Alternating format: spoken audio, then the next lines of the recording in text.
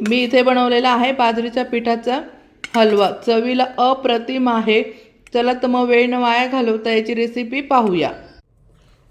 इथे मी बदाम घेतले आहे, चेरी घेतली आहे, टुटी फ्रुटी, काजू घेतले आहे, इथे मी वेलची घेतलेली आहे, त्यानंतर पाइनएपल इन्सेस घेतलेला आहे थोडासा आणि रोज वॉटर इन्सेस घेतलेला आहे।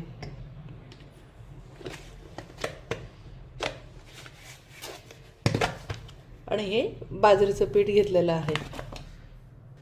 बदामाचे काप करून घ्यायचे आहे। कढईमध्ये तूप टाकून घ्यायचे आहे। तूप भरपूर टाकायचं आहे, बाजरीच्या पिठाला तूप भरपूर लागतं।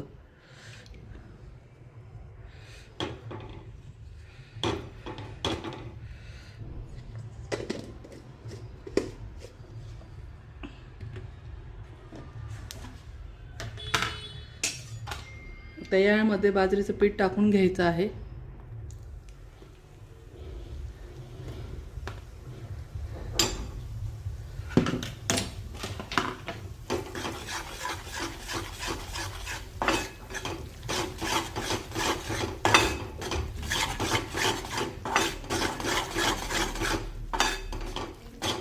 पीठ चांगलं लाल करून घ्यायचं आहे।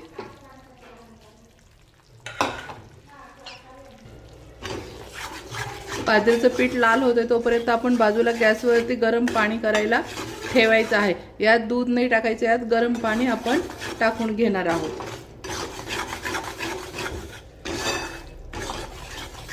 मस्त वास सुटतोय, तरी पण आपण अजून थोडा लाल करून घेणार आहोत, त्याचा कच्चापण पूर्ण निघून जाईल।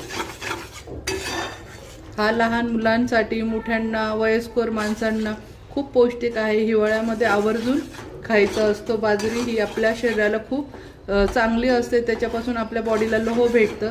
त्याच्यामुळे मुलं खात नसेल भाकर वगैरे तर त्यांना असं शिरा नक्की बनवून द्या। एक नंबर लागतो बाजरीच्या पिठाचा हलवा आणि खूप म्हणजे खूपच पौष्टिक आहे।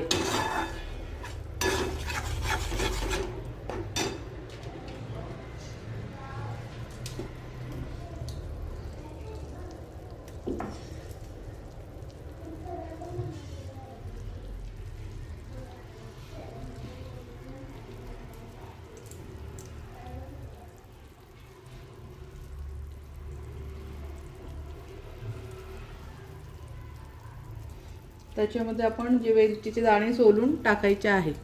हे दाताखाली येतात तेव्हा खूप छान लागतात।